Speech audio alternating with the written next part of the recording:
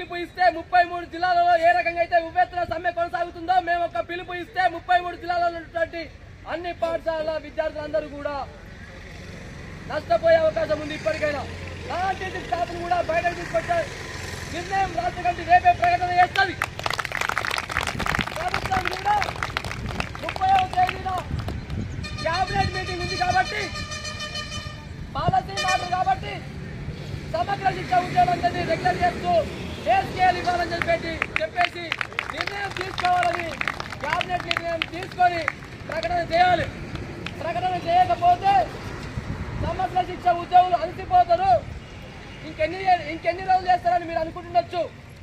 ఈ ఉద్యోగులు అలసిపోయే ఉద్యోగులు కాదు. ఎన్ని రోజులైనా ఈ అమరవీరుల స్థూపం సాక్షిగా ఎత్తిన చేతిని, ఎత్తిన జెండాను, ఎత్తిన పిడికిని గమ్యాన్ని ముద్దాడే వరకు ఎట్టి పరిస్థితుల్లో వదిలేదని